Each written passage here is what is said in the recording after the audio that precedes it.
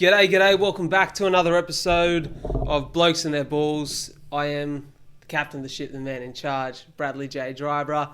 To my left, to your right, the resident sports guy I have a lot to talk about, Mr. Jed Wells, a.k.a. Wellsy, a.k.a. The Undertaker. Pew, pew, pew. What's happening, mate? Good morning, bright and early. It's good to be here. But look, as exciting as it is to be here and as good as it is, I should say, to see you. You know, we've got coffees in hand. It's another early morning shoot, but we're kind of here on a bit of a sour note. We are. We've lost a man. We've lost a man. We're a man down. And, you know, we delve into the sports world here. And as you know, in the sports world, when maybe behaviour is not at its best, sometimes you get a suspension. It's something we want to address off the back of Liam Duffy's comments last week regarding my relationship status and the subtle dig he had at my feelings really hurt, and we've decided to suspend him for a game. That's not even counting the real dodgy tip. So he's damaged us emotionally, financially, some would say physically. To be honest, the relationship comment gave him carryover points, and really the Russ bust tip, nail in the coffin. That was just nail in the coffin. So Liam's been suspended for a week. You'll see him back here next week. But in happier news, what a week of sport it's been. Gigantic week of sport. Big week of fights. We had the UFC. We had the Canelo fight. We had Jokic versus Morris. You know, just fights all the way around. Just Brawl City at the moment. Exactly. In sports. Deep in the weeds at the moment. So as we do every week, we start with our plays of the week. And why don't you get us kicked off with yours as one that we just talked about, one in the ring? Yeah, look, Canelo. You heard my hot take, I think it was a few weeks back. I was gunning for the underdog, the Caleb Plant. The Caleb Plant upset would have been a story to tell, right? It would have been something that really rung in the ears of boxing fans for years and years to come. And we knew he probably wasn't as tough as Canelo, as resilient as Canelo. He didn't have the resume that Canelo does. But going into that fight, there was some real hype and there was some real bad blood. And it was the first time you'd ever seen Canelo get really frustrated in press conferences and lose the cool, calm character that he usually is. And I thought maybe this guy's just a little bit under his skin. And maybe when you're under someone's skin, like Conor McGregor, Jose Aldo all those years ago, someone overextends, they're trying to hit you all a little bit too hard and you catch him. But in true Canelo fashion, he was as good as he ever is. He just continues to get better and to learn on the go, which is insane for where he is in his career and the veteran that he is. Very good fight. I didn't actually get the chance to watch the fight in time because I had the UFC card on with a couple of mates around, but I went back to watch the fight. It looked like Canelo had won, I think, the first 6-ish rounds, and then Caleb Plant was actually up on the cards for, I think, 4 rounds. He was coming back. Heading into that knockout. And look, you know, it was really cool to see. I think we all shared in our group chat some footage of those boys in the ring just saying, like, you didn't think I was this good. Man, I respect you. Like, those boys just going back and forth. And there was a real sense of respect post-fight, which is what you want to see. Canelo Alvarez, the first in the 4-belt history to unify the super middleweight division. Unbelievable achievement. And I'm really excited for who he's going to fight next. If I had it my way, it'd be Jamal Charlo. For sure, man. And like we always talk about fighters sort of being like robots and stuff like that, but Canelo definitely to me is like the Terminator. Like just like you said, never loses his cool in the ring, constantly learning and adapting and stuff like that. And you talked about that video. I don't know, it's like there was definitely some respect there, but to me that definitely it seemed like that's when Caleb lost the fight because he was trying to eke out like, oh, do you respect me? Oh, you think I was this good? And if you watch Canelo just being like, yeah. Okay, like he didn't really want to be chatting, but he's like, I'll just let this kid sort of run his mouth. And the best part was when Caleb goes to him, oh, you're really good or something, and he just goes, I know. Yeah. And like he doesn't need all that shit. He just knows what he's doing. Yeah. Gets him knocked down once, and then from there he was just on his ass the whole time, running him around the ring. Just knew it was coming. You know what it is, and both these guys have got real stories themselves, and we've spoken about that in the last couple episodes of the pod. But there's something about a fighter who's had to fight for their life in a sense of the term, where like boxing is what's given them support, friendship, mentorship, and a way of living, you know, that makes them the best. It's this unrelenting fire that no matter how much money you get, no matter how much you have, like, you're there because boxing is what gave you everything. Yeah, exactly. Or mixed martial arts is what gave you everything. And there's that sense with those guys that both of those have got that story, but more so Canelo. When you hear Canelo and his whole crew talk about boxing is life, and I think it's no boxing, no life is what they say. That's kind of their motto. And yeah, you can tell that it's so deep in their blood that these guys and Canelo will just continue to get better, and it's really hard to see him retiring anytime soon when he looks like he could only continue building. Exactly, yeah. And it's one thing you talk about with sort of all athletes. There's a divide between guys that are just in it for a paycheck, and to me you think of guys like, kind of like Nick Kyrgios, or guys like a few of those people that we're not allowed to mention on the podcast. Those guys that really, really good at their chosen sport and know it can bring them in money. But then there's guys like we talk about, like Canelo, where they genuinely love and adore what they do, and to them the chance to do that and get paid for it is the dream sort of thing. So you'll do it no matter what. 100%. And there's a great example of that I want to bring up when we start talking a little bit of NFL today. I'm not sure. Do you want to hit your play of the week? No, we'll dive into NFL, and then we'll come around to me, and I'm going to give Duff his play of the week because he especially requested this one. Okay. Now I'm gonna roll off what I was just saying there. Go for it. We talk about playing for money. Potentially one of my theories. There's a lot of theories surrounding Patrick Mahomes and the Chiefs this year. We've spoken about it. Maybe defenses have worked him out. Then they had that game against Washington that I tipped the big Patrick Mahomes game, 300 plus passing yards. He did. They beat them. They look good. All of a sudden, they're back in a slump. Now, they beat the Packers this week. They beat the Packers with Jordan Love at quarterback. Yeah. Let's not get too excited. They just do not look like the same team. Even in that win, they look sloppy.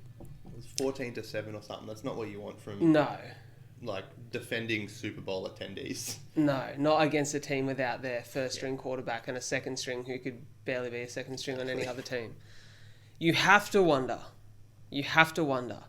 after cashing in such a big paycheck, a 10-year contract, hundreds of millions of dollars, is the money making Patty Mahomes a little bit too comfortable for his own good? Because really, he only had to go 2 seasons in the dirt. He only had to really get down and grit out 2 seasons to prove he was worth that money. Are we ever going to see the guy who secured the contract again? Or is this the new age Patrick Mahomes? I think it might just be an off season for him, and I don't want to disparage him. I don't really know much about him, but it wouldn't surprise me either if by this point in the season he's kind of checked out, because he knows what everyone else is kind of talking about, that this team isn't built for it. So maybe he is just kind of going through the motions this year and then going to try and rally to make some real changes. But the other thing as well is, I don't know if you saw this, a video came out of Mahomes, I think it was in early 2020, it got resurfaced. He did an interview with one of those barbershop vlogs or something, and he was pretty much admitting he didn't know how to read defenses and stuff until that point, so until last year. So before that, he was kind of just spray and praying, but he was just so good at it, it wasn't necessary.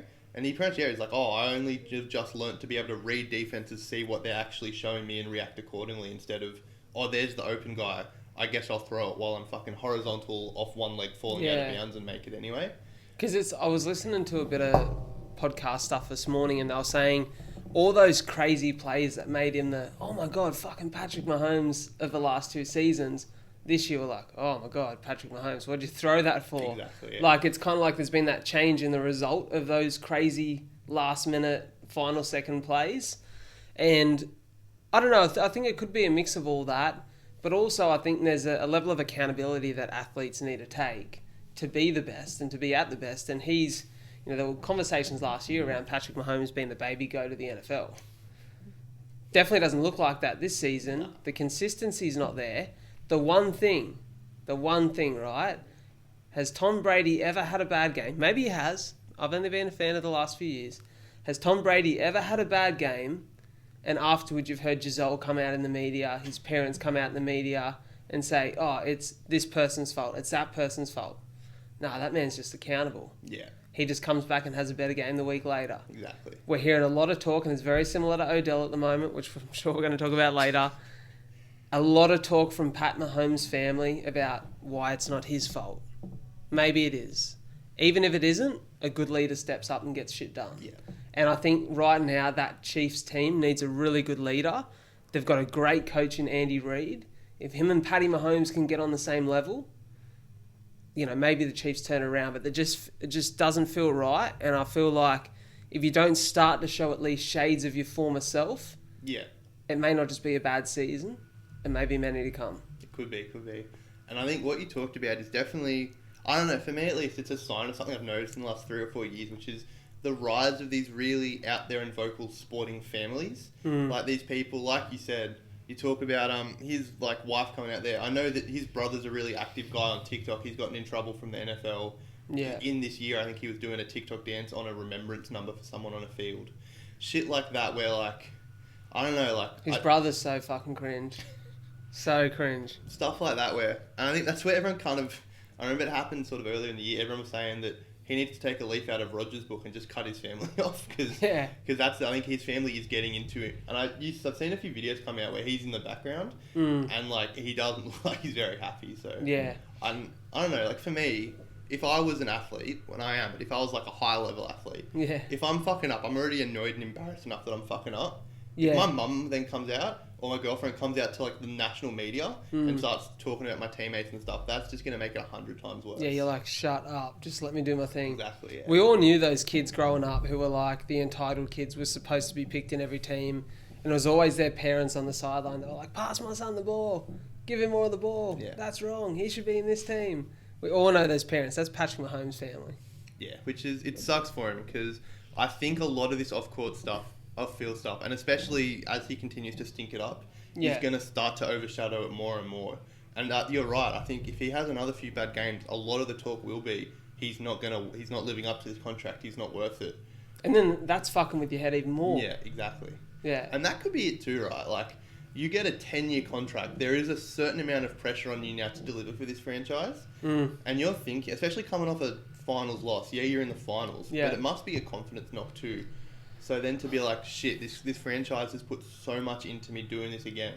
Like, I can imagine it might, like, freak you out a little bit. And then imagine the Chiefs front office, right? They're sitting there going, fuck, we've just given this guy a 10-year, $500 million contract. Why the fuck is he not performing in the first year? Then they start putting external pressure on him, or internal pressure you could call it, which ultimately doesn't help his game anymore because it stops him being Patrick Mahomes, which is a really instinctive, dangerous player that we've all come to love over the course of the last few seasons. I think it's almost like he needs a holiday. He needs a fucking break. He almost needs this season to end. Yeah. So he can fucking go away, gather his thoughts, shut his fucking family up. And I think if he continues to have a bad season, it will shut his family up a little bit because then it's hard to deny. It's like, we can't deny that 16 bad rounds is just the receivers or just his offensive line or just the fault of the defense. Like, you start to realise that maybe I'm to blame here. Yeah. Maybe our son, my husband, is to blame. And hopefully he can clear his head and come back and be his best. Because I don't care what team it is, what player it is. We speak about it all the time. When good players and good teams are playing at their best, it makes the game exciting. And we all want to watch the game where Patty Mahomes is dangerous in the fourth quarter and your team's got to fucking hang on for dear life. That's what makes sport exciting. It's what brings the passion and fuels the fire to get in front of a game and get in front of the telly. So fingers crossed for Patty Mahomes, he can turn his season around. But yeah, and that's the thing. I think, like you said, it's almost beneficial for them to just sort of have a complete blowout. I have a feeling that they're going to have one of those. They might rally a few easier wins towards the end. They'll eke out, win a wild card game, get into the first round, and then sort of get wiped and end up in like that sort of sports purgatory where you're not good enough to get past the first round, but you're not bad enough to get a good draft pick or anything like that. So might be an interesting few years for the Chiefs if they can't get it together. 100%. From one quarterback to another, we talked about Rodgers a little bit, but it's come out, he's been doing some more anti-vax stuff. He's saying he's listening to Joe Rogan and following his advice. He reckons he did a PowerPoint to the NFL to tell him why he didn't want to get vaccinated. And they fined him, I think... Year 6 at school vibes, exactly, yeah. He's been fined $14,000, something like that. which is the equivalent of finding a regular American $33. That was the number that came out. That's pretty bad. Here's the thing, right? He's basically become the Kyrie Irving of the NFL. Yeah. He's the fucking Kyrie. Next thing he'll be telling us that the fucking Earth's flat. And there'll be conspiracy theory after conspiracy theory. Aaron Rodgers just needs to get his shit sorted. The Packers, I think it's fair to say, after this season, their relationship with Rodgers is done. Yeah. That guy's... He needs to go retire. He needs to kick back. I just don't think he's... I don't even know if it's him not wanting to get vaccinated or just out of pure spite. Is it pure spite? It wouldn't surprise me, eh? You know what I mean? Because it's like there was so much tension going into this season. We seen that first game where he basically fucking was told that he couldn't have his fucking lollies, so he had a hissy fit and fucking spat at his parents, you know what I mean? Yeah. Like, and they went down to the Saints in an atrocious game. Then he comes back and shows what he can do with like 6 or 7 games on the run.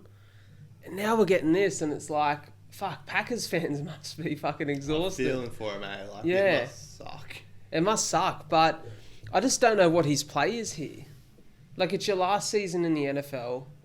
He's talking about, I think he threw some stuff out about infertility and this sort of thing, and like... The same old bullshit, they yeah, always exactly. put out. And I'm just like, dude, fucking get over it or get the fuck out and let someone else take the reins there. And that's it, eh? at It's Green like, Bay. I don't know. At a certain level, like, I kind of don't give a fuck if you're not vaccinated anymore. But, like, I don't want to hear about it ever. I don't want... Yeah. Don't use your platform to spout this shit when no one cares anymore. Like... Well, here's the thing, right? Unfortunately, everyone's under the same fucking rules here, dude. Yeah. There are people who, like, are in the same position where they've had to be vaccinated for work. There's healthcare workers, these sort of things. Dude, just fucking do it or don't. And if you don't want to, then fuck off. Yeah, exactly. Make it that simple. Make it that simple. Like, I'm the same as you. We're at a point now where the world's kind of opening back up and getting back to normal. I don't care if you're not vaccinated. I am, because I listen to my fucking doctors. I seen a comedy skit last night on, I think it was on YouTube. Some guy was like, when the fuck did we ever know the brand of the fucking vaccines that we got in the past? Yeah. Nobody gave a fuck. It's only because it's been heavily portrayed in the media now. Yeah. Like, if everyone just said, oh, there's this thing called COVID, you should probably get vaccinated for it, it'll keep you safe. Everyone would have just gone and fucking done it. Yeah. And not fucking thought about the brand or this or that. Like, it's just because it's so pumped up in the media. Everyone wants to prove something wrong, debunk a myth, bring a conspiracy theory to the surface, expose the government. Like, let's just get on with this shit, please. For the sake of the fans, for the sake of the organisations, let's just keep moving forward and make the NFL great again. Jesus Christ. Well, it's the same thing. Like, throughout all professional sports, the thing that's really reeked of hypocrisy is if you like, all these athletes go into like a stadium, everyone working at that stadium has to be vaccinated. Most people in the team's front office or the coaching staff has to be vaccinated. All the fans coming in have to be vaccinated. Everyone in that entire environment has to. But then the guys making the most money get to decide they don't want to because they listen to some bold 5'4" fuck say, you know what, I actually want to take horse pace instead. Like, it just doesn't seem fair to everyone else. Like, it's a thing, isn't it? And it's like, there's people who've done so much research, and I'm a fan of Rogan's podcast, but at times I'm like, Joe, you're a comedian and a commentator. Yeah, exactly. Leave it to that. Yeah. I love watching you in the UFC. I love watching you on a stage. Please don't give people health advice. Exactly. Just because you've had a guest on who's researched in one area doesn't mean that you are. You're not the guy to deliver the information. And that's always my thing. It's like, I've had some fucking pretty cool guests on the podcast. We had Harry Garside on the other week. I'm probably not going to go pro in the ring next week. Oh, I'd love to see it though. Yeah, you'd love to see me on the canvas. Me versus Duff, let's do it. Give me 20 Me rounds. versus Duff. How much? What are the contracts worth? I don't know. Surely something big. Showtime. Let's do it. Showtime, call Hit us up. But yeah. So we'll have a look at the rest of the week now. We'll get off the vaccine soapbox a little bit. Yeah. We were going to do the mid-season awards with the end of week 9, but our reliable co-host having his suspension, we'll push it forward to next week because I know Duff's going to have some wild takes about who the awards winners are, and I think the audience deserves to hear it. Yeah, the crystal ball will beat his best next week, without a doubt. But pretty interesting week, actually. We had the Jags beat the Bills, which I don't think anyone would have seen coming. I think that's their first American win, if I'm not Yes, it if is. I'm not wrong. Their first win on US soil. people calling Josh Allen an MVP candidate, and he's lost to the Jags, so I don't know if that blows it out of the water or not. Look, it's probably a good week to have some money on Josh Allen for an MVP. His stocks have definitely dropped, and probably get a little bit more money for him this week than you would have last, but no one's seen that coming. The Bills were one of those front-runner teams, and it really begs the question, who are the front-runners this year? Because there's been so much up and down in the NFL. I think that's what's made this season so exciting. Yeah. Is it's really hard to pick, like, teams start to firm as favourites and then completely shit the bed. And you're like, where did that come from?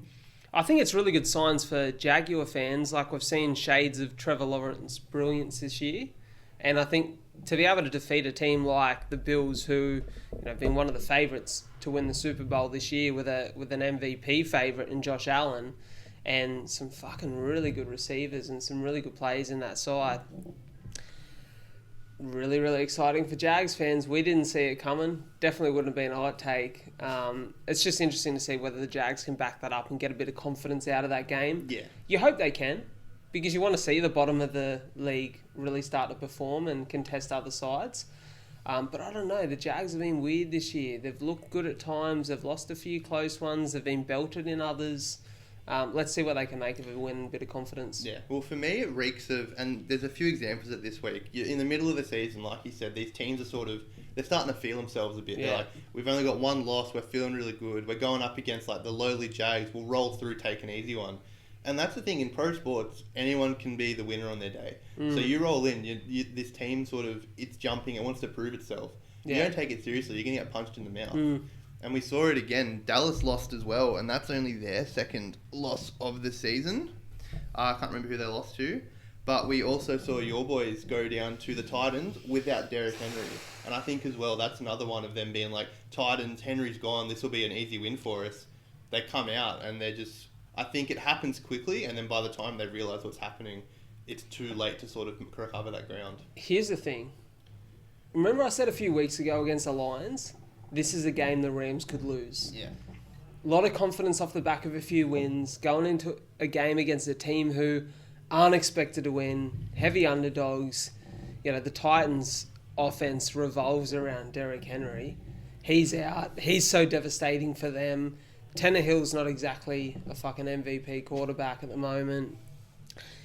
Really, we should have rolled through them. Yeah. We had the inclusion of... did Von Miller play this week? I don't think he was did. on the sideline. I don't think he played. I think it's next week he's eligible to play. Our defense looked alright at times. They actually looked not bad. There were a few where it was like end goal and we let in a few TDs and that really hurt us. But the first quarter of that game, Stafford got sacked twice. He didn't look all that bad though. A couple of nice connections. I thought our running back looked really good at times. He had a couple of really good runs. Cooper Kupp looked good in shades there, but didn't really make all that many yards. But it just looked so disjointed, and Stafford looked frustrated. Like, there was a level of frustration that comes with almost knowing that we should be beating this team. But I think that's, like you said, it's that expectation that just because someone's down and out, you should beat them. Man, they're the most dangerous games. They've got nothing to lose. Exactly. Yeah. Everyone expects them to fucking walk out of there, with another fucking loss on their card. So for me, it's like the Rams got to be careful of that. They looked so good against Tampa early in the season. Lost marginally to the Cardinals, who are arguably the best team in the competition at the moment. It's just those games that they look like they should fucking fly in and they don't. And I start to worry that whether maybe later in the season, if we do get a few injuries and there's a few issues, what does then that look like? Because if you can't compete against the worst when you should beat them, like, come on. Yeah. And it's, it makes me wonder whether we really are Super Bowl contenders or we're potentially pretenders this season. I hope not. I get what you mean, but at the same time, like I just listed, pretty much every favourite lost out this week. Yeah. And that's the thing. Except the Cards. But they took a bad loss last week. They choked. Yeah. Like, do you know what I mean? And I don't. But against a good side still. True, but I think there was really bad. I don't think that was a great game from them. It was a good team. And I was going to say this before, you talked about you guys have lost twice now, I think it is, to the Cards and then to the Titans. In the Cards game, that's a really tough team, and you guys were clicking and you couldn't just get it over the line. Yeah. There's a game like that against a good team where the other team beats you, and there's a game against the Titans where you almost just beat yourself, like you said. Yeah. It's not working for you. Everyone gets frustrated. And then you get in your head, you're thinking, we should be beating these guys. And once you start thinking that, we should, and you're not, it's all over, because you can't get, like, as low as playing, like, fucking rec league basketball. If we're against a team that's got, like, 4 gimpy guys, they all play AFL, they're faster and they can jump high, but no one can fucking dribble. Yeah. You start losing to them, you're like, fuck, we should be winning. It's over, because they're just being like, oh, this is fun, we're beating this team, or whatever. Yeah. So I think it's also, like, there was a sense of frustration from our defence where we gave away a few professional fouls. Yeah. And it was like, that's frustration, because as a defence, you know you're doing things right. Your offence isn't coming to the party. And then when you let in that touchdown, when they're on the goal line, you're like, fuck, like, we've been busting our balls here. We've gave away a few points. We know our offence probably isn't going to make it back. There's that level of frustration that then seeps into the game, and you start to give away those silly penalties, which gives away those yards. Like, there was one there where it was early in the game.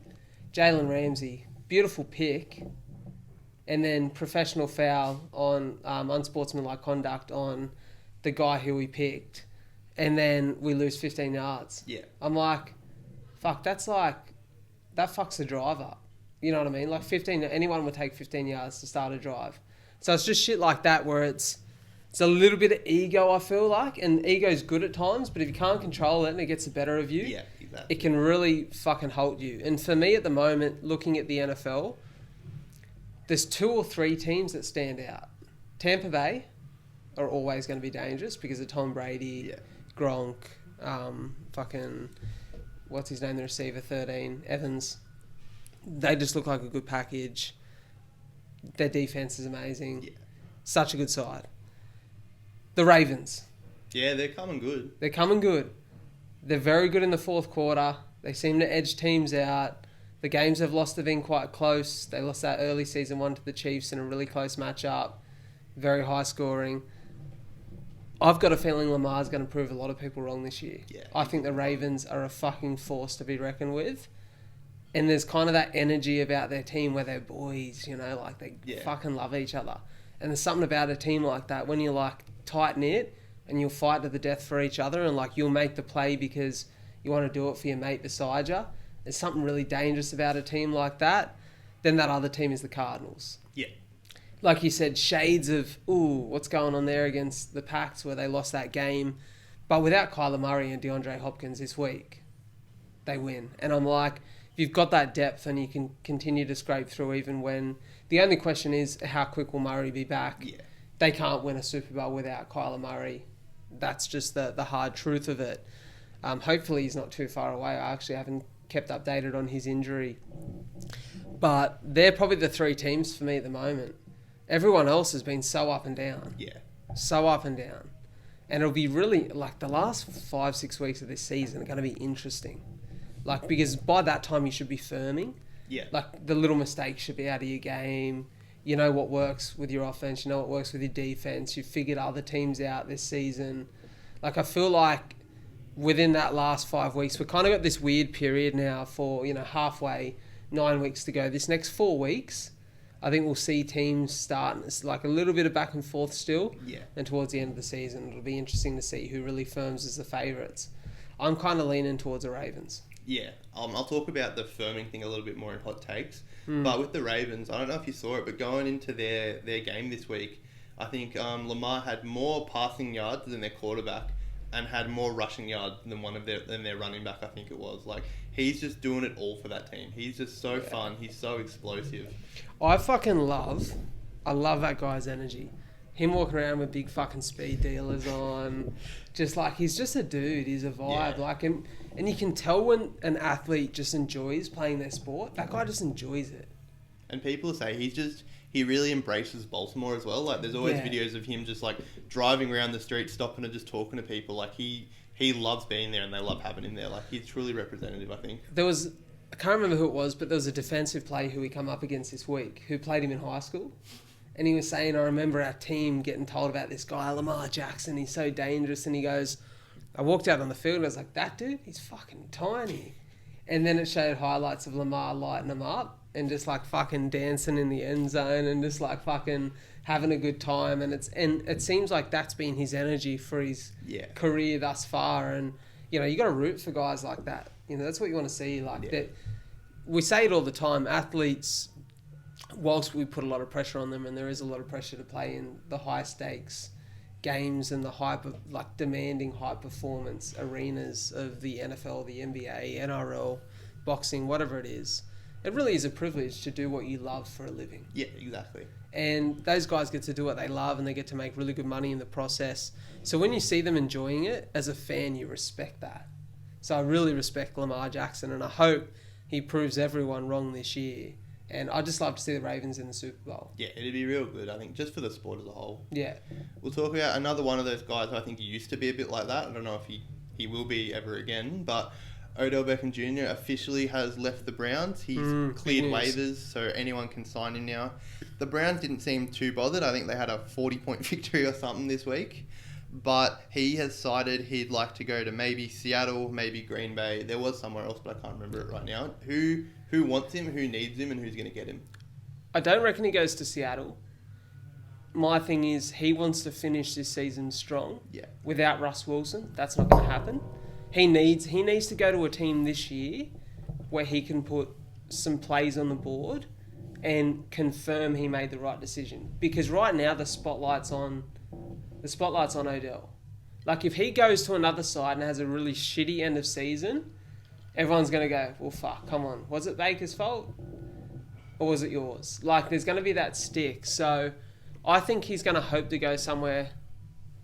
Same thing is though, you go to Green Bay, what's fucking next season look like? Yeah, exactly. You don't have Aaron Rodgers. So a few people say Green Bay, I'm like, you may not even have Aaron Rodgers this season.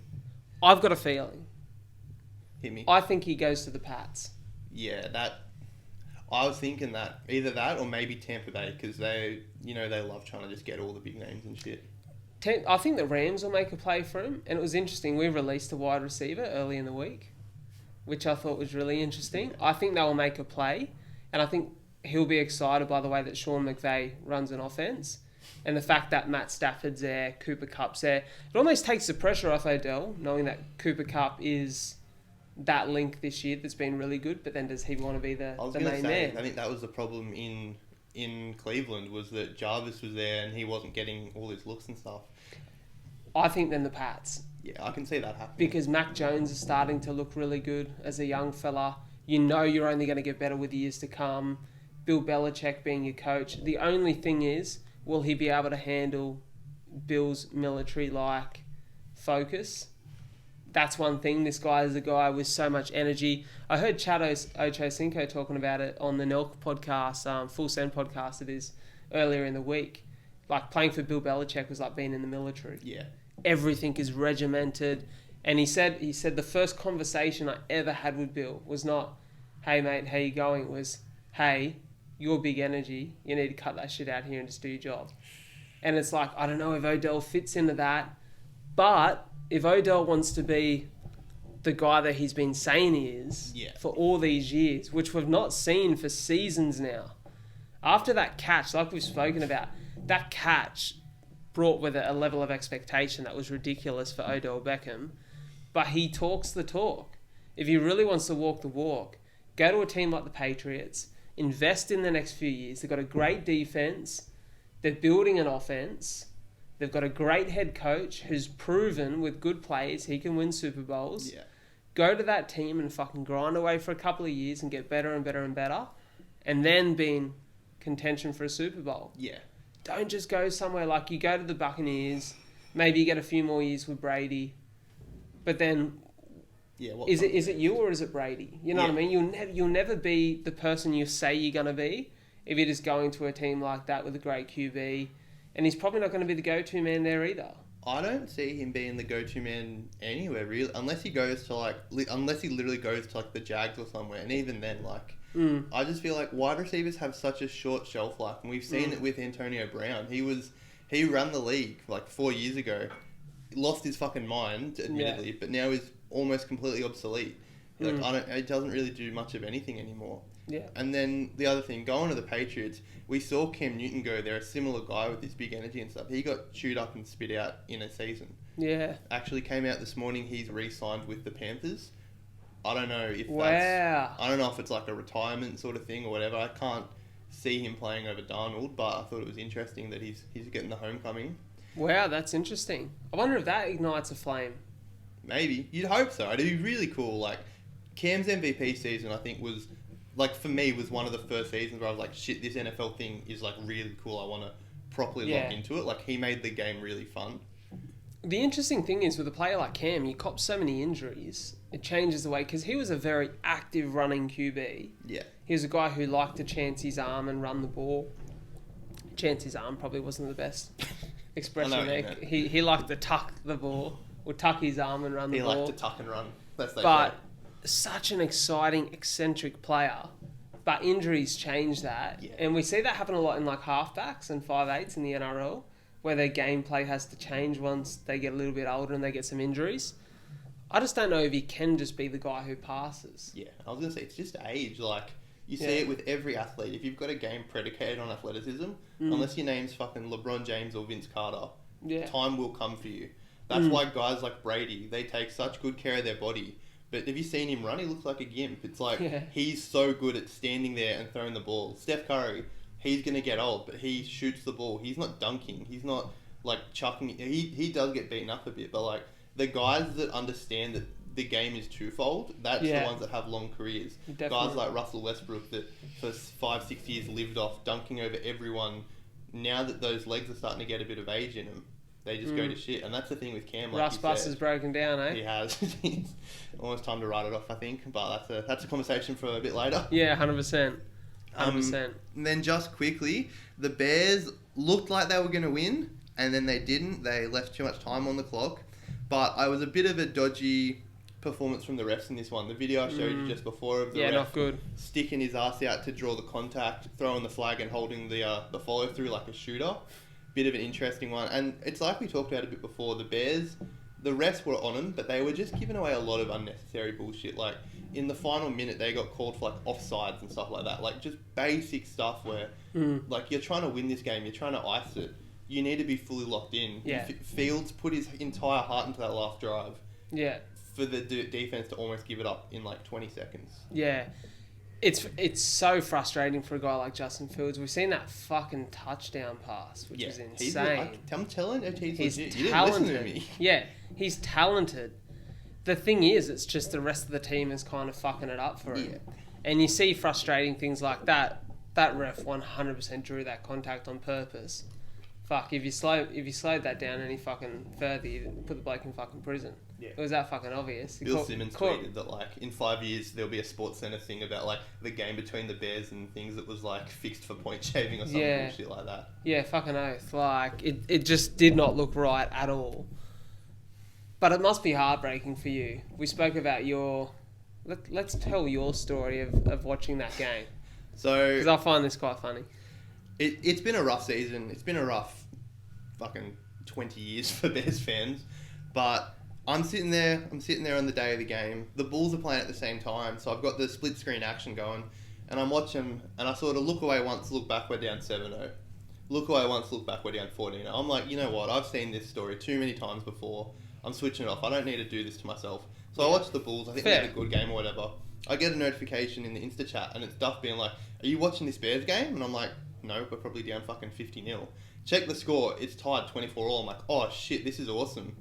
So I turn it on, and I get to see the final 2 minutes, which was the what are they called? The Steelers. Yeah. Making their full drive, making their field goal, and then the Bears trying to do it, ending up with a 60-yard field goal, and just completely whiffing on it.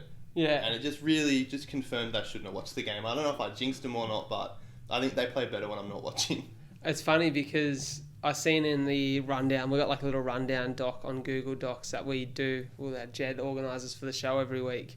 And I read it this morning and there was a comment around that final field goal attempt and the commentary. And so I didn't see it, so I searched on Google Bears final field goal. Watch it, and it was kind of like the commentary I seen an angle of like the post front on. You know how they always do in the NFL recaps, where it's like you're looking straight at the kicker as he's kicking the ball towards you. The ball looks to drop short, and the commentator's like, it looks like it's hit the post and it's short. And from that angle, it did look like it's come just off the front iron. But then you flip the camera sideways and the ball's short by like 15 feet. Like, it doesn't come near it. So it was a bit of a rough one for that commentator who's claiming it's hit it. When I don't know. I think you could have made another field goal from the distance that it dropped. It was that far away. I want to talk about ultimate commentator mishaps for just 1 second here. There's been some rough ones. Back a couple of years ago, I seen it this morning on TikTok. I'll have to send it to you. It's Warney, and I can't remember who it is. Maybe Healy in the booth for the cricket summer test match. Dave Warner, I think he's on 97, and he goes, I think it's Ian Healy. I'm not a huge cricket fan, but I think it's Ian Healy. He goes, Shane Warne. Sorry, not Shane Warne. He goes, fucking David Warner. Never been out in the 90s in a test match. And Warney goes, oh, no, what'd you say that for? Shut up, what'd you say that for? You're kidding, why did you say that? And he's like, and Warney's just sitting there, he's fucking pissed. He's like, he's fucking jinxed him. Next minute, perfect ball, perfect length, fucking nicks his bat, straight to fucking first slip. And he's like, he's out, 97. And Warney's just shaking his head like, you fucking jinxed him to the maxi. You never say that shit. Look, I'm not like a religious man. I'm not all that spiritual. I don't believe in like, I don't know, like voodoo or any of that stuff. But commentator curses and jinxes are absolute like bona fide science, man. Like the amount of times you see in any sport, shit like, they always do it like, oh, this guy hasn't missed a free throw all night, clanks one straight away. Oh, they've completed every fourth down, they throw an interception. Like it's just, it happens every single time. What do you think is the biggest consistent curse in sports? In terms of just any curse ever? Yeah, because there's been some, it's like, I know, I've been an NRL fan my whole life. There's been somewhere it's like some teams have just got an absolute bogey team. Just cannot beat them. Yeah. Cannot beat them. Is there one for you that stands out?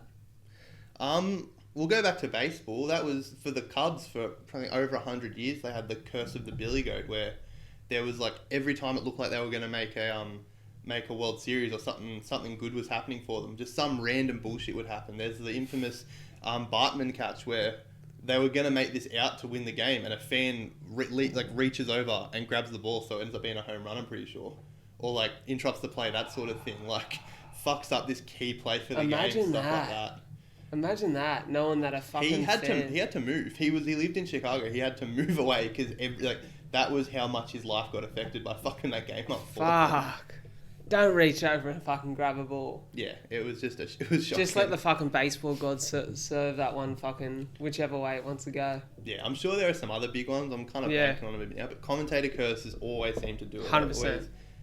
And that's the thing, like watching the Olympics this year with my girlfriend, watching the Boomers play, obviously they were trying to get their first medal ever, so I'm like a nervous wreck every single game. Yeah. And she doesn't get it. We're watching, she goes, oh, like we're playing really good, and I'm just like, oh, like you don't say that. Like sports jinxes, I know they're probably not real, but like I also know that they're completely real. It's one of those things where as a fan, it can't get any realer. Stuff like if they're going on a good run, I won't move from where I'm sitting, that sort of thing. Just like, I don't know what it is. It's just like an energy thing to me. Definitely.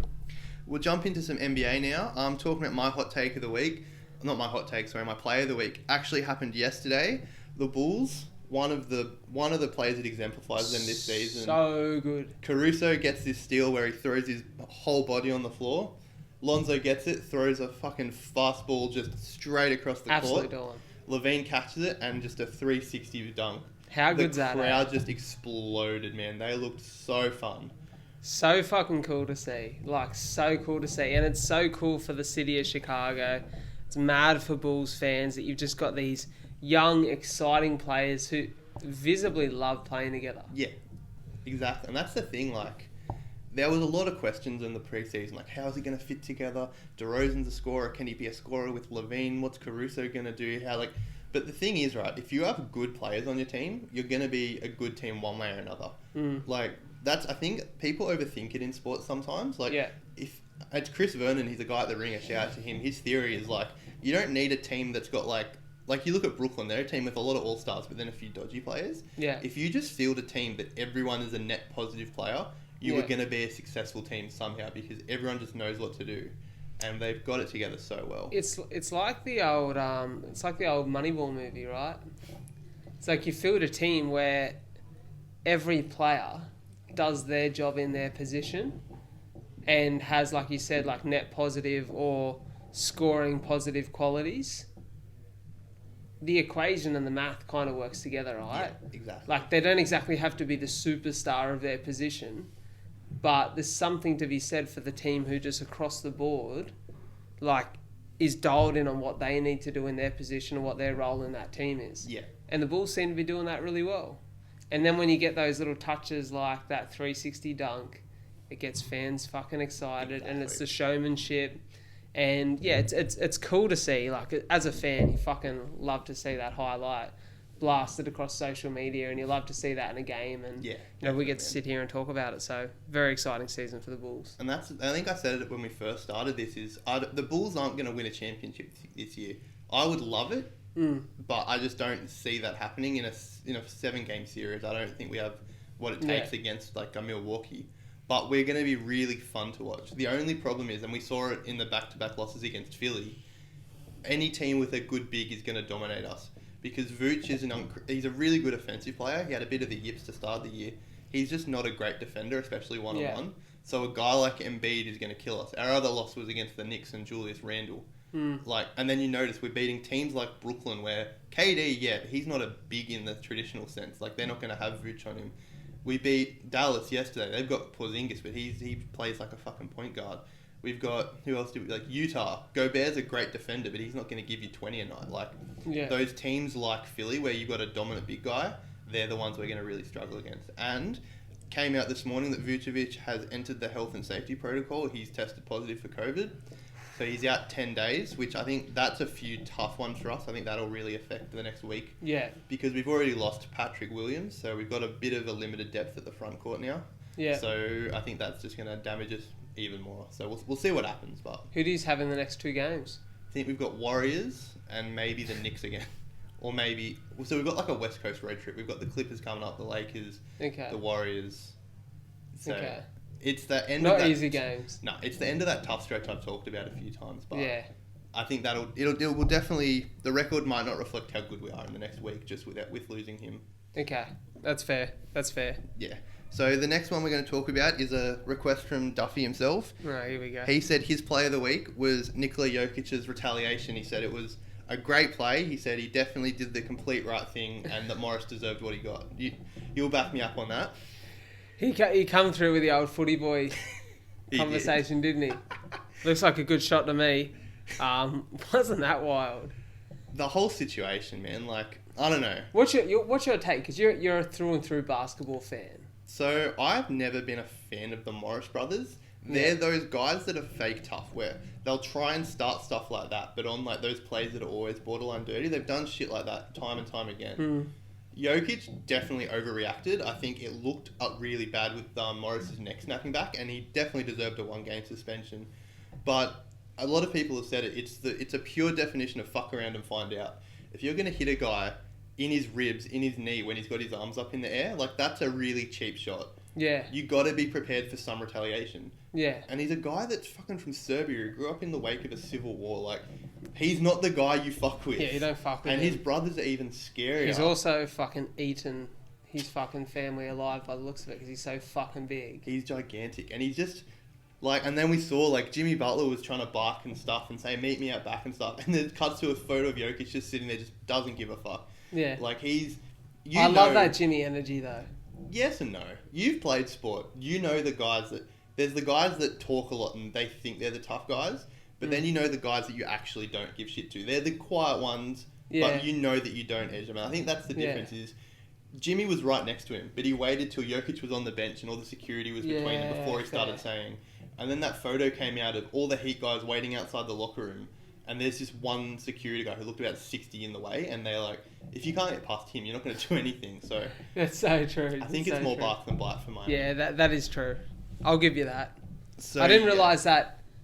Because I don't know why, but I I thought I'd looked for Butler on the court, but I couldn't see him. And I was like, fuck, was he on the bench at the time? But was he actually he on was the court? on court. It was he was probably this close to him at one stage. Oh, wow. But yeah, wait till he's on the bench to start barking. So. Yeah, that's not a good look. But then he got fined for it, which I thought was funny. So yeah, that's my take is Jokic overreacted for sure. But if you're going to do shit like that on court, you got to... Because, like, that's the thing. He could have broken his rib. He could have fucked his knee up. Don't do shit like that. You play stupid games, you win stupid prizes. That's how it works. In all sports, like... Yeah. Bloody oath.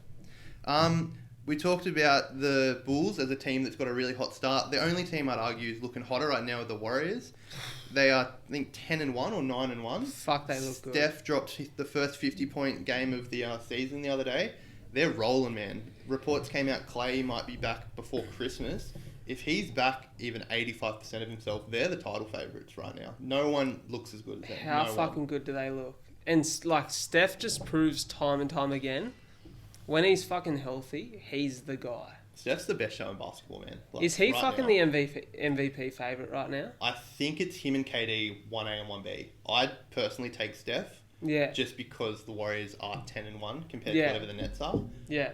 KD's fucking dropping 30 points in 25 minutes, so he's up there. But if the season ended today, I think Steph would take it for sure. Yeah, it's scary that... See, both... There's the X factor with both those teams, that they're both missing a star right now who could come back. Clay's probably a better chance of coming back and playing than what Kyrie is right now. Well, he's trying to come back. That's the problem. Yeah, exactly. So I think the Warriors just only get more dangerous with one of their fucking big two players coming back to play before Christmas, which would be insane. Breaking news from Adam Schefter. Former Browns wide receiver Odell Beckham finalising a deal with the Rams. Woo, baby! So strike whatever we just talked about from the record. What are your thoughts? Yeah, like I said, he got excited by my boy Sean McVay's offensive plays. It will be really... I'm nervous but excited. Yeah. If Odell can just do Odell things here and there. He doesn't need to be the star in this Rams offense. Fuck, I'm buzzing. Watch him change now. It goes from, can he do it, to he's going to do it. He doesn't need to be the star. Cooper Kupp's the star. Yeah. Cooper Kupp's the guy. He's the go-to link. He's Mr. Consistent, aside from this last week. If I can just flick past that out the back. Cooper Kupp's going to be the guy. Robert Woods is that second option. Odell Beckham just has to be that guy who makes big plays in big moments. And the Rams just got a whole lot more dangerous. I'm a huge fan of the Rams realising this is the best window they might ever get and just going for it. Trading for Von, signing Odell. Fuck it. If they have to max themselves out, they win the Super Bowl this year and then they're shit in 2 years. Like, I'm all for teams building and playing the long game, but at a certain point, it's about winning now. So if you've got your window, fucking go for it. I'm a huge fan of this. So here's the thing, right? In any sport like the NFL, the NBA, if you build and play for the long game, at one point in time, you're going to lose players. Yeah. At one point in time, the value of those players in a winning team gets so big that they start to attract price tags at other teams. They start to get poached. People come in and try to pull apart the winning formula and place it inside theirs. And, maybe it's the secret herb and spice that makes their not so well-performing team good. The Rams have got that window that you spoke about this year. We thought we had it back 2017, I think it was, where we went to the Super Bowl against the Pats. This year looks as good as it's going to get. If we had only had Cam Akers, it would have been fucking very dangerous. But if Odell Beckham finalises this deal with the Rams, very fucking exciting weeks ahead. It's two huge signings. Yeah, they're really going for it. In 2 weeks. I'm not sure who the general manager is, but he's really he's earning his paychecks. Yeah. I forget the general manager's name. They talk about him a lot in Ballers, the Rock show. Good show. Great show.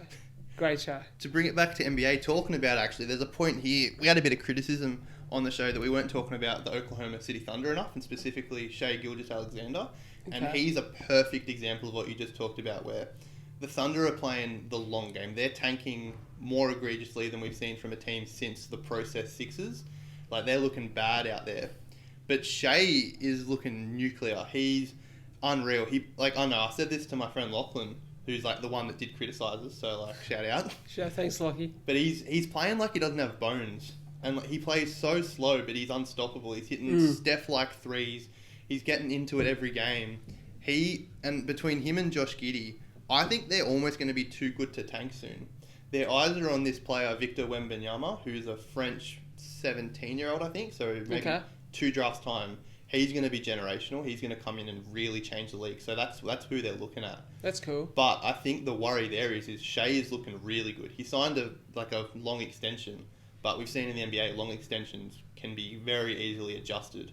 Yeah. So if he keeps being this good, the Thunder might really have to reevaluate their process and decide, do we want to keep going down this road or do we want to maximize the talent that we have? Yeah.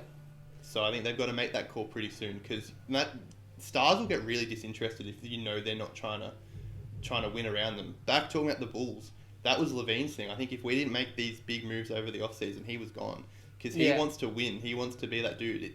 It's all well and good for fans because they've got the time. They can say I can give up this year. It'll be a bit sad. Hopefully we're good next year. If you're an athlete and this is your career, you don't want to burn away 2-3 years trying to tank to get someone else good. Your play clock's ticking, isn't it? Exactly.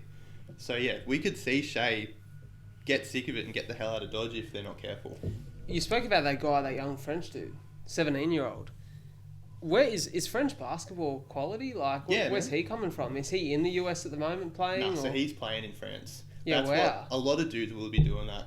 France has a good system. I think they won silver at the Olympics this year. They've got Gobert, obviously, Evan Fournier, who's with the Knicks now. They've got Nick Batum, he's a bit like the French Patty Mills. He always shows up and is way better for the national team. They're in a really good spot. A few dudes, cool.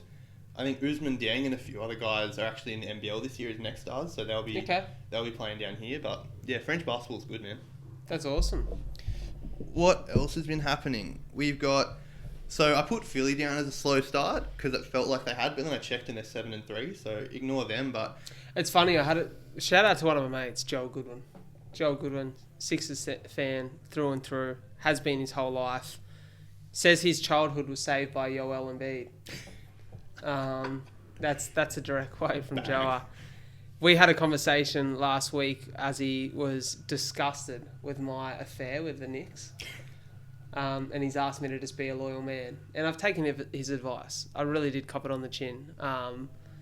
My fancy for the New York Knicks was just built off a little bit of frustration with what was happening in my own home. That's fair. Yeah. And so I've had a conversation with my true love. Gone to some marriage counselling between you and Philly? Yeah. A little bit of marriage counselling, and I'm like, you know what? I'm actually pretty excited about our team. You look good, man. I'm a fan of Tyrese Maxey. Oh. That guy's fucking energetic as fuck. That was one thing. Before the Bulls played Philly the first time, Brad sent a message going, how's this Tyrese Maxey guy go? I haven't really seen him play. And I'm a fan of Maxey from his rookie year, so I'm like, he's a pretty good player. He goes out and lights the Bulls up both games, just looks unstoppable. And I'm looks fucking very there's good. Maxey for you. And a lot of people have said that if Maxey can live up to his potential, it makes it a lot easier to get rid of the other guy. Yeah, 100%. Because the man whose name cannot be mentioned here on the podcast. But the Sixers look almost better without him, man. Yeah. I think you get Embiid out there, you surround him with Maxey, Korkmaz, Niang, Seth Curry, Danny Green, Tobias Harris. You got these shooters. Joel's got the entire paint to work with now. They're rolling right now, man. They look good. If they can pull off a trade, bring in someone good, I think that the Sacramento one's what's going to happen. I think it'll be that guy for De'Aaron Fox within maybe the next month or two. That's nice. Because Daryl has to see how good this team is and be like, we're going, same as we just saw it for the Rams. If you've got a window, and that looked like that window would shut, but if it's back open, you can't try and wait till fucking the trade deadline in February, whenever it is, just because in your head you're a good GM and you want to get the all-star player. De'Aaron will be amazing for that team, so if you can go get it. Fucking oath. And there's just something about them. They look good. And Joe and I had the conversation on Wednesday morning. We ran together, and he said, man, the only thing is these injuries. Just these 2 injuries that have come about. Yeah. And he's like, fucking knew it was going to happen because we look too good. We're going too good. And it's just if they can get around that, they can survive this next couple of weeks. The Sixers look good. Yeah. I don't know if they're contenders, but I think they're going to be close enough. And I think if they are, they fucking Lord Voldemort man, his fucking presence dies in Philadelphia, basically. And it makes it fucking look so much better on Doc Rivers and Embiid. Yeah. And it'll be the ultimate, like, you don't know what feels right. It's like, is that a little bit sad or is that actually a really nice result? Yeah. But when you're a Sixers fan, you just want to see your team winning and you want to get rid of the controversy. So, fingers crossed. Fingers crossed they can keep on this run. So far, so good. I think it's all just about a clean slate at this point. Like, I think the bridges are burnt. The relationships are beyond repair. Just cut the cord, move on from it. Yeah. In 5 or 10 years, have a sit-down interview where everyone can find out what really happened, which is what happens every time in sports. In 5 years, invite them to the Christmas party. Exactly, yeah. You know, and you'll have a laugh about what happened back in the day. But what you said, like, even if you're not good enough to win the title this year, if you can show the league that a team with Embiid and whoever you trade for is a legit threat, there's some big free agents coming up in the next few years, man. And Philly is like a fairly, like, people are keen to play there if they can see that there's actually stuff happening. So 100%. Good city, good vibe around basketball. And that's it. People might have got a bit scared off from it with what was happening. But if you can see that, like, Morey righted the ship through the storm, Embiid continued to be the best big in basketball, which he is, unfortunately for us. If you can show them that despite everything, this team is together, looks a lot more appealing than some guys like... Because I think people would be wary of, like, you see what happened in Brooklyn where KD's like, I'm going to team up with Kyrie. We're going to go get James Harden. We got this super team. KD gets there. Kyrie just goes off the deep end. Harden comes in super fat and doesn't want to change his play style. He's averaging like fucking 17 points a game or something. Bulls rookie Ayo Dosunmu, looking awesome by the way, outscored Harden in the Bulls versus Nets game. Yeah, which is good. Just with 15 points by the way. Yeah. So not like he didn't have a 40-point game or anything. I don't know. I think KD's probably going to start looking at his options soon. I think he might be regretting some decisions. Is it fair to say that the Blokes and the Bulls crew are really not fans of the Nets or the Lakers? Yeah, I'm not a huge fan of those big manufactured teams as it is. Like, I've been on record as a big Steph Curry fan, but I found it really hard to root for the Warriors through those two finals. Yeah. So, like, I always sort of compartmentalised it a bit of, like, I'm going for Steph, not the Warriors. But since the jump, when it was, like, Brooklyn's here, I never had faith in them. Yeah. And I never was a fan of it either. Because to me, like, it's not what sports is about. Like, it shouldn't be, oh, we've got this really good team. We sell it all out for these 3 big guys who will then piss off again in 4 years and we'll be left with nothing. I'd much rather do like what the Warriors did the first time, or what Milwaukee did. That's a much better example. Build it from the ground up with those guys. Make a big trade, get Drew, but when you win a championship, it's authentic. Yeah. Same with the Phoenix. Like, if Devin had got that done, he's a legend there. He's going to be a legend there regardless. But some championships are worth more than others, is what I'm trying to say. 100%. But yeah, like I was saying, Milwaukee have had a really slow start. I think they're currently 5-5 or something like that. Haven't watched many of their games, but I'm surprised to see them that low. Yeah, because they look good to start the year. Like, it was kind of like they come out, they bit the Nets in that opening game, and we're like, okay, they're on, they look good. Yeah. That's surprising. I haven't watched too many of their games either, and I sort of more so, we spoke about them at the start of the pod. Seems like some of those losses have come in the more recent weeks, because they definitely weren't looking that average to start the season, if I remember correctly. They just went on a bit of a slide. So I think they've won their last 2, and they were good to start. Giannis came out and made that transition 3, and everyone's like, fuck, the league's over. Yeah. But I think, like I said, I haven't been keeping up with it. I think losing PJ Tucker hurt him maybe a little bit more than they were willing to admit, because he was kind of... Him and Bobby Portis were their energy guys a little bit. Yeah. But it's 2 weeks into the season too. There's 82 games. I'm not going to write them off after 10. And look, I'm all good with a couple of the big guns in the East fucking letting it slip away. You know what I mean? Yeah. Make some room for the fucking Sixers and the Bulls, baby. Have you seen who's winning the East at the moment? Is it the Knicks? It's Washington.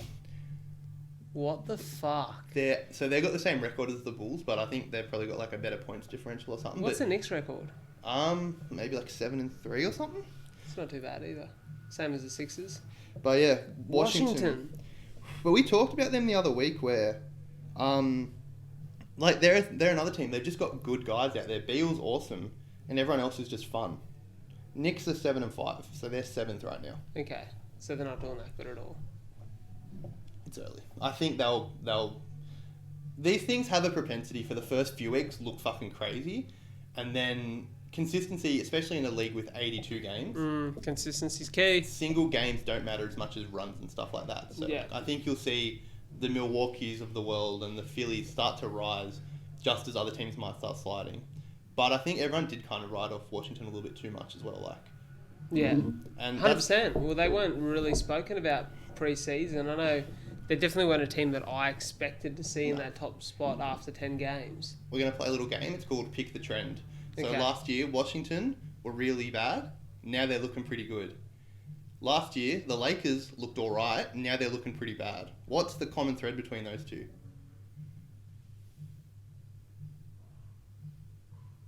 Dead silence here. It's Russell Westbrook.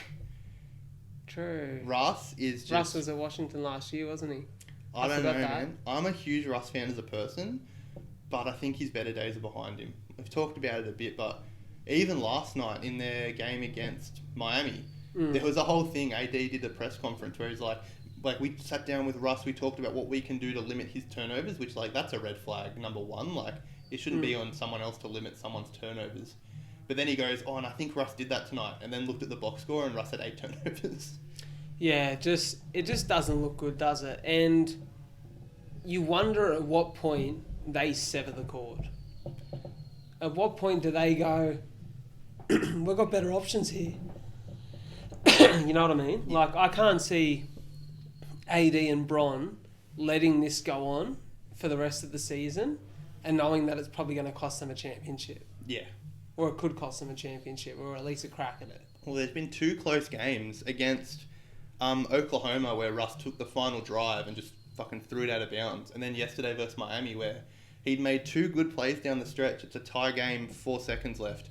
He just fucking ISOs this corner 3. Not his shot ever. And obviously just bricks it and it goes to overtime. They did eke out the win, but I don't think he's playing winning basketball anymore. No. And it's been the story of a few years now, and we just spoke about the importance of consistency in a big season. In a big league, when you're consistently bad, it's very hard to fucking come back from that. Yeah. And if you do, then it's even harder to maintain it. So I don't know, it just feels like Russ's time is been and gone. Yeah, and I think the Lakers would be better to have him just as fucking fashion consultant this year than fucking on the court. Yeah, exactly. We'll look at some UFC now. Big card that we just had. The Usman versus Covington 2. I think that went almost how everyone was predicting it to go. Yeah. Which is the good way to go. Like, I think I would have been a bit off it if Covington won. I'm not a great fan of his, but... Look. I've got to say, Duff calls himself the crystal ball. Maybe it's me. Maybe I'm the crystal ball. Could be. Maybe it's just my energy in the room that allows allows the crystal ball to talk to Duff, or the spirits to talk to him, as he likes to say. Maybe it's me telepathically passing on messages for him to receive and to blurt out on the mic, because I went 3 from 3 on the weekend, and I went 3 from 3 big predictions. You did. I'll give you that. I had Usman to win by decision. Everyone goes, Usman's going to knock him out. I'm like, that Colby Covington is a tough motherfucker. He survived 2.5 rounds with a broken jaw against Usman.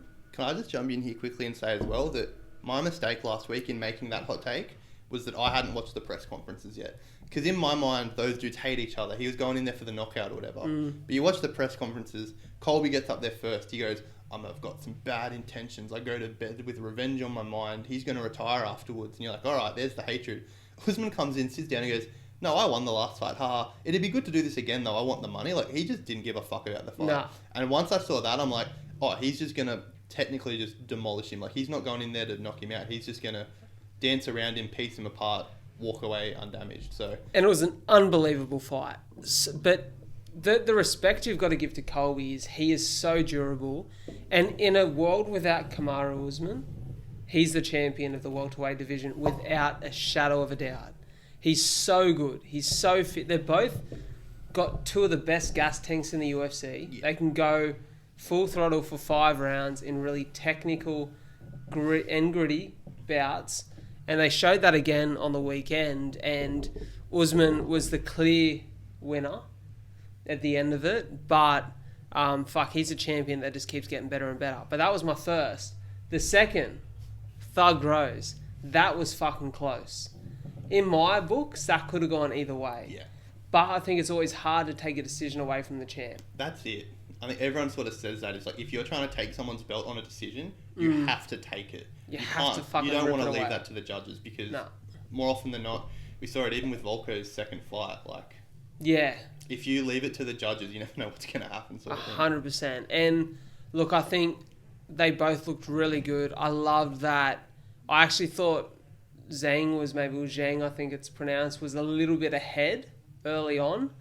But Rose seemed to adjust the game a little bit and come back. And I think that's what got her that win, those championship rounds. Great fight, though. Like, so competitive. Both just unbelievable in their weight class. And probably the same thing. Without a Rose, she's the champ. You know, she's a clear champ, Wei Li. So that fight, though, that had to be fight of the fucking night. Unbelievable. We all predicted it. Gaethje Chandler would be an absolute fucking highlight reel for the whole 3 rounds. And 3 seconds in, they were just going for it. The utmost respect to those guys. Now, I picked that as well. You So I ended up did, winning $450 off $10 on the weekend, right? Not bad. The one thing, though, that I got wrong about that fight is I said we've got 2 guys who are top 4 or 5 in the lightweight division, which is potentially the most stacked division in the UFC. Probably the most stacked division in the UFC. They are both fucking scrappy fighters who love to go toe-to-toe, but they're both great wrestlers too. Yeah. My prediction was they both said pre-fight, the first man to take a backward step loses, right? So we knew they had intentions to go toe-to-toe. But it's one thing to have intentions. It's another thing to cop a fucking solid knock on the chin and then go, holy fuck, I probably need to shoot for a double leg here and get a takedown. Yeah. And I honestly thought that Chandler, being the one that took the most damage, would then change the game plan a little bit, try to take Gaethje to the ground and slow that damage down.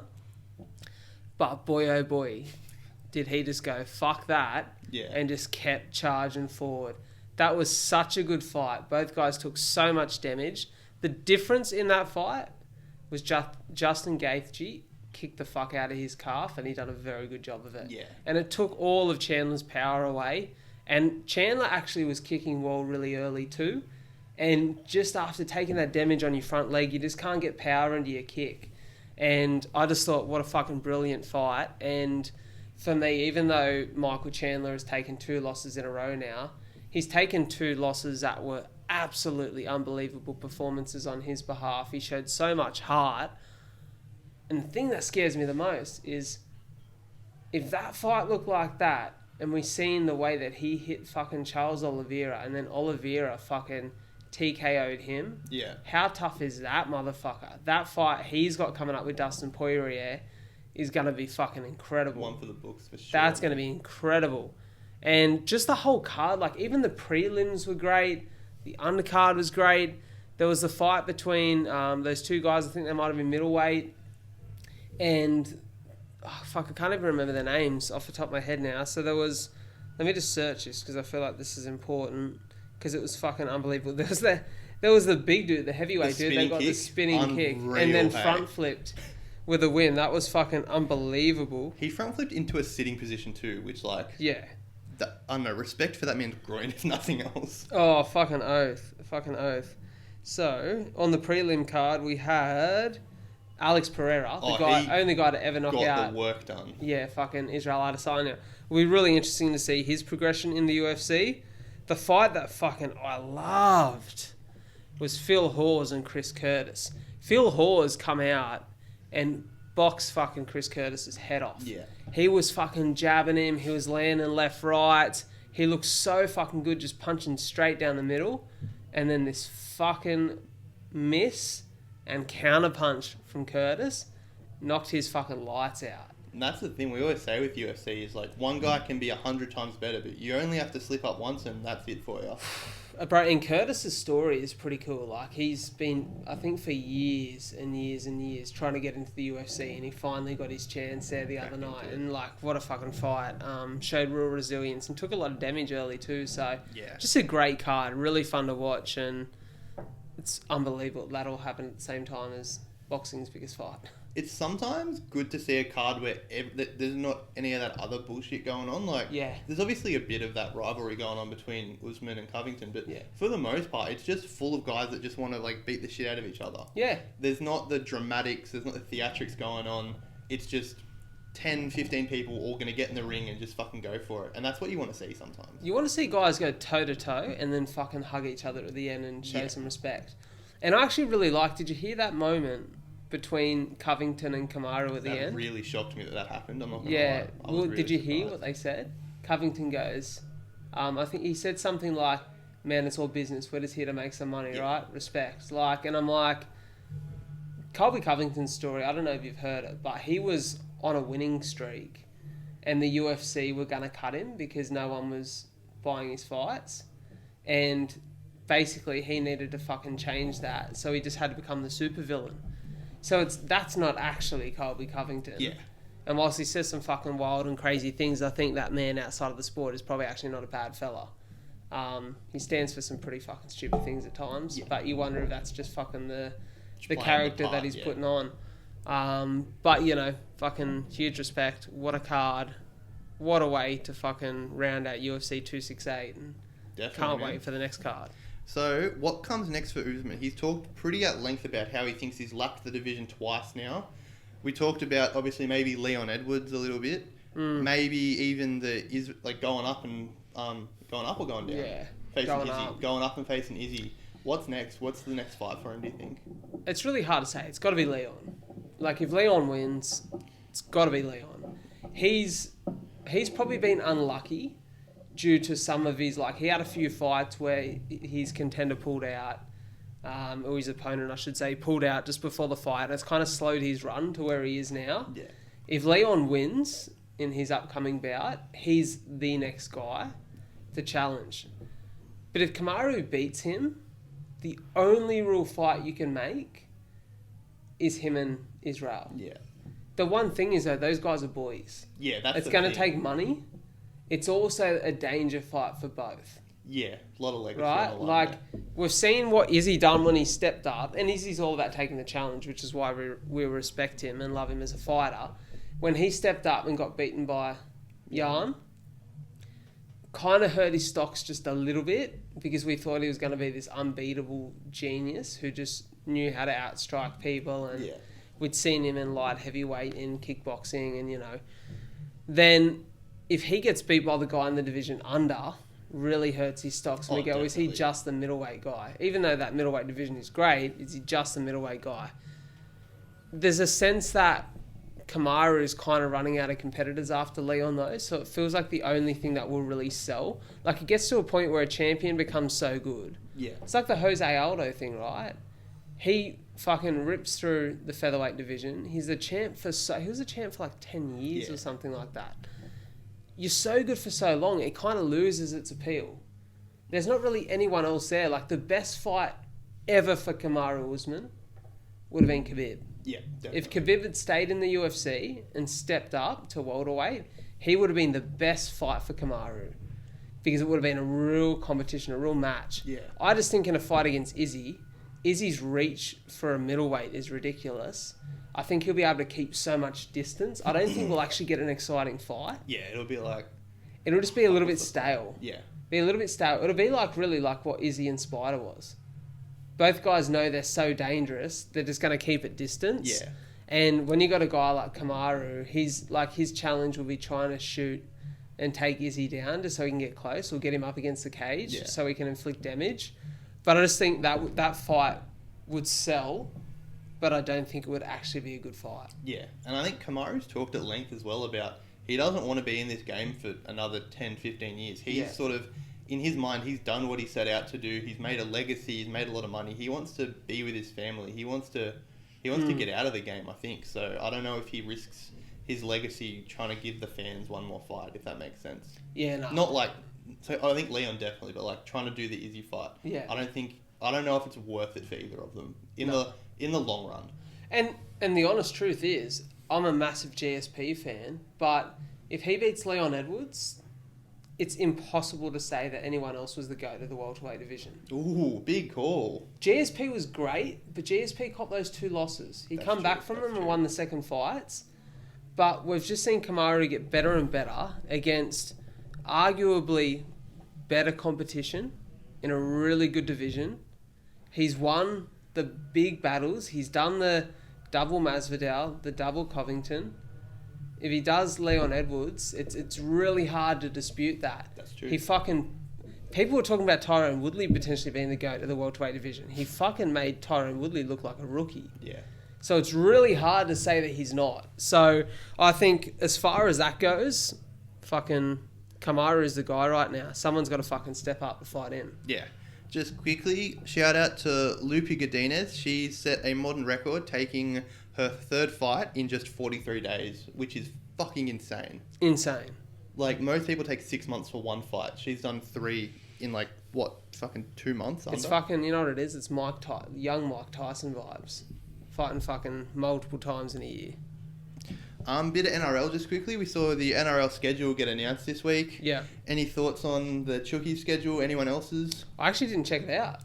So, which is a little bit bad on my behalf. I seen it come out and I had the intention to and just completely forgot until you said it. From memory, I think they had an alright schedule. I don't think it looked too tough. Yeah, look, to be honest, I think our schedule this year won't matter all that much. I think we're going to be a really good side this year. I'm a big fan of getting the tough games out of the way early. Yeah. The Roosters are one of those teams that we've seen go 0-4, come back and win a premiership. Yeah. We've seen them go 4-0, have a few rough weeks and bounce back. I don't think our start matters all that much. We've got real experience and class in our side, and especially our healthy 17 this year. Yeah. That we're going to be very hard to beat regardless. Yeah. You re-signed Joe Manu as well. That came out, I think, yesterday. Very exciting news. And I think that just speaks to the culture of the club. It speaks to Trent Robinson. As soon as they started talking about him potentially testing his value on the market, knew it wouldn't happen. Because here's the thing that people don't realise in the NRL. Players get paid to play internationally. Players get paid more based off the merit of winning championships, if you're a good player in an average side, you earn less than a good player in a great side. Yeah, for sure, man. And long term, that is. And Joey Manu knows he's in a really good system right now. A system where maybe he's not playing his ideal position at 5'8" or fullback, but he knows he gets the opportunities when there's the injuries. Come Origin season, he will be the guy that steps into fullback against while Teddy's out playing Origin, provided that Teddy makes Origin, which I don't doubt. I'm just really excited for our season. I think what's been interesting is the Brendan Smith stuff. Yeah, I was going to bring that That's up the big now. talking point of the NRL at the moment. Did you see his interview the other day? Well, not his interview. He was walking out of a leagues club having met the Gold Coast. I saw the photos come out of the Titans thing. And the journo sort of catches him as he's walking and goes, "How'd your meeting go?" And he goes, "What meeting? I was just hitting pokies." Unreal. I respect so that. So good. He signed with YKTR too. Oh, for what? Like a media deal? No, he's his major sponsor. So he lost his boot sponsorship and I think he lost an Adidas sponsorship when it was all that cocaine stuff at the end of season last year. Good to see the YKTR boys jumping on the good cause YKTR boys just jumped on that and they've set up a deal where there's going to be a bit of media and they've given him like a boot allowance. Obviously they don't have boots and they're fitting him out with all their gear. So be interesting to see how that works. They've got big plans for that and I'm sure they'll make the most of the content. Yeah, so for any up-and-coming NRL stars, Blokes and the Bulls will be happy to sponsor you. Hit our line. You know where to find us. 100%. Just quickly, shout out to Dylan Alcott. He's set to retire, I think, after this year's Australian Open. Yeah, that deserves a little round of applause. One of the What a most guy. dominant Australian athletes of all time. I think he owns pretty much every tennis record there is. Yeah. Genuinely incredible human. Is good at everything he does somehow. He's also a gigantic media personality. So, yeah, unbelievable competitor. Shout out to him for just, being like the example of what it is to be an Australian athlete. Yeah, he's also doing some really cool things in the podcast space. He's got a podcast which focuses on people who are overcoming challenges with disabilities, and I've actually spoken to his co-host Angus. Oh yeah, Matt. About potentially connecting with those guys for an episode at one point in time. And Bang. Dylan was actually going away for the Olympics at the time that we spoke, and having a few weeks off. Yeah. So we'll hopefully connect with them later. later in the year or early next year. But yeah, credit to him. What an amazing career. What he's done for people who struggle with adversity in Australia is incredible. So, all the credit to him, and what an unbelievable career. He should be very proud of. Let's look at drop kicks of the week. Very strong selections this week, unfortunately. We had NFL player Dalvin Cook, who has been, I'm not sure if he's been arrested yet, but he's been accused of domestic assault. There's been a whole thing there. Adam Schefter actually has gone on record he apologised for the way he reported it, because I believe he only reported Cook's side, which was accusing the claims of being false or something, and now more evidence has come to light that it might not be. So obviously just pretty disgusting. Don't really want to give too much time to it. I don't know how much it adds, but if we're doing this sort of section, I think that's got to be mentioned. Fucking oath. And then one of the most wild sports stories you'll hear this year, a female PSG player, Aminata Diallo, has been arrested for paying to have her teammate beaten up so she could get more playing time. Fucking mental. It's got like, I can't remember what it was, but remember that figure skating story from back in the day? Nancy Kerrigan. Did they make the movie about? Yeah, and it was because it was her and Tonya Harding. So yes. It's called I, Tonya. My ex-partner, Margot Robbie. Yeah, in that movie. Yeah. Fully believable. Does that make me a drop kick of the week? Yeah. That lie? Potentially.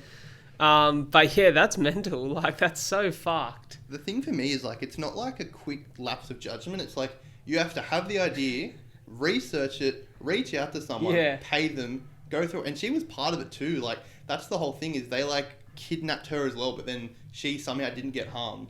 But then her teammate got her legs. In the interview, in the article I read, it specifically said the parts which were most related to playing soccer got beaten or something like that. So just fucking psycho stuff, really. Fucking mental. Tip of the week with Dazza. Tip of the week with Dazza. How'd we go last week? And how are we going to go this week? Last week. I think we had his first one. So we had 4 tips. His first one ran third. His second one won. And I think there was 1 or 2 other placings. So it was actually not a bad week for Dazza if you tipped each way. But we know some of you blokes and their balls punters like to fucking go big, and you like to just put it on the nose. So we understand that. This week, he's come through with some tips. Obviously some wet weather tips, at Newcastle in particular. So let's roll Dazza's tip of the week intro. I've done a fucking nostril. Fuck me.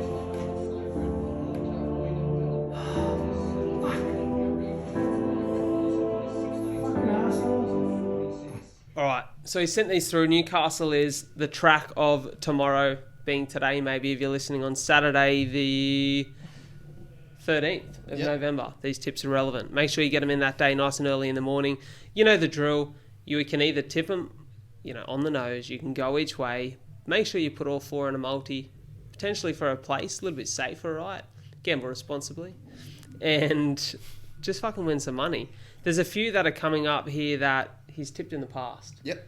Which is good news. So consistency is key. He likes to find a horse and just fucking nurture it for the season. So Newcastle race 2, number 8, Plonker. So I think that's the first time he's tipped that one here on the pod. So race 2, number 8, Plonker. Race 4 in Newey, he's gone number 5, Highly Desired. And I'll tell you what, I'm fucking desiring a little bit of multi-action here today because I'm excited about these last 2. Let's hear it. Race 5, number 6, Shabili. Won with that last week, I believe. I think that was one of his tips. It got up, or maybe the week before. Really good horse. Loves the wet weather. It should look really good and be hard to beat in race 5. Race number 6 to cap off our 4 tips for the week. It's number 2. You ready for this one? Hit me. Yonkers, baby. Huge. Yonkers. Huge. Really good way to finish it off. What a great horse. Very Tyler, the Creator vibes there. Big energy. All love wet weather tracks, and, if anything, Dazza does his best work in the wet weather. He does. I've heard that. So I'm going to put them all head to head. I might have a few each ways, and I'll be putting all 4 of them in a 4-leg multi because, I'm on a bit of a multi-roll right now. Yeah, got to make up that money that Duff cost you last week. Exactly. Huh? Fucking Duff. So let's have a look at hot takes. No surprise to anyone that mine didn't go through again. I don't think I've got one yet. Yeah. Usman did not get that first round KO. I kind of knew it once, like I said, once I watched the press conference. What was your one again from last week? I don't believe I had it written down. My one from last week? Fuck, I can't even remember. Oh, it was the Gaethje Chandler going the distance. That's right. Gaethje Chandler goes the distance. Fuck. Yes, I already moved it over. So, yeah, Cap's That's got like a another fucking one in. straight hand right down the middle connecting on your chin, isn't it? Me. A fucking Yeah. another hot take. Up. I'm a sucker for punishment. Yeah. Duff's put down the Joey Manu thing as his hot take. Don't know if that counts, considering it happened before we went on the pod, so I'm going to give him a Yeah. loss by default there. Give him a loss by default. My hot take, we talked about it a bit before. We talked about contenders and pretenders. I think the wheels are going to come off for the Cowboys. They lost to the Falcons. Mm. Oh, no, sorry. They lost last week. They play the Falcons this week. Next week, they play the Chiefs. I reckon they go 0-2 in those games. I don't know. I have a feeling that they peaked too early and the wheels are going to fall off for them. That's a big call. It'll be really interesting to see them against the Chiefs. They're probably two teams that have got their certain troubles this year. One quarterback who's been not too bad, the other who's been atrocious. Yeah. It's a game where the Chiefs could potentially turn it around. That's what I mean. I don't know. I just don't believe there's a world where the Cowboys are actually a good team. Like, I think it's all smoke and mirrors. Yeah. I think they're going to expose themselves sooner or later. Alrighty, my hot take of the week. You ready for this, ladies and gentlemen? Hit me, You hit pumped me. up? You excited? UFC fight night's coming up. Really exciting. We've got Max Holloway fighting. Really, Max Holloway is the big... Felicia Spencer's fighting. Yep. Leah Letson. But Max Holloway's the big fight there. I'm going to say round 1 knockout against Yair Rodriguez. Bang. Holloway can get it done. Don't know if he will, but he definitely can. And that's all. Yeah. That's all you need. Rodriguez hasn't been as good as we all thought he was going to be. He was looking really good for a minute there, and he had those fucking battles with, the guy that Conor McGregor fucking just ousted on that fucking press conference. What's his name again? Who the fuck is that guy? The heathen, the young heathen. I think they call him. Jeremy Stevens. Yep. That's him. But yeah, I think Max Holloway gets that done first round. Yeah, I can see it. I see the So- vision. Let's go. Let's do it. We wrap up every episode with Fit of the Week. Not a great week for fits, I'll be honest with you. Nah. But there was one that stood out, and it was Francis Ngannou at UFC. I don't know if you saw it, but full white linen outfit. Just looked unreal. On a gigantic dude like that, fit him great. Just looked probably one of the only dudes that can wear that and still look threatening. I think most people kind of look like a monk in that, but he manages to make it look scary still. I wear that and it looks like I've got a fucking bedtime nightie on. Yeah, we wear it. We're going to look like we're in a cult. Yeah. that's You've the either problem got to with be Francis Ngannou or fucking just some fucking really big jack tan dude. it. But you need the face too. Like, I think if True. you see a big jack guy with that, it's going to be one of those... You got to ones- look scary. Exactly. And Ngannou's like... He's one of those dudes that like he like looks at you wrong and you're running the other way. Yeah, fucking oath. For me personally, but I am a coward and I'm on record with that. Yeah. No, fair. So yeah, that's it for this week of Blokes and Their Balls. Blokes and their balls. What a week it was. Plenty of controversy in sports. We love to hear your feedback. Please send it through via the Insta page. Flick either of us boys a message. It's really nice to hear. We had some good feedback through the week. We had some feedback to include some more OKC Thunder conversation in the pod. We love to take it all on board. We love to get better. In exciting news, the podcast is back to my full gig in 2 weeks, which means a lot more time, love and attention going into the show and all the things that we're doing here at the A Lot to Talk About network. Love to call it a network. It sounds so good. It is. But yeah, it's been an absolute pleasure to be here today. We hope you enjoyed this episode. Please share it around with all of your mates, friends, family, your nan. Everyone who loves sport needs to hear Blokes and Their Balls and what we're on about. Shout out to my man here, Mr. Jed Wells, a.k.a. Sports Guy, a.k.a. The Undertaker, a.k.a. Wellsy. What a week from your behalf. You really stepped up here today with Duff's absence and, Got to be done. the Duff man will be back next week and hopefully on his best behaviour. Yes, sir. Whenever, wherever you're listening, just have a lovely day. Catch you later.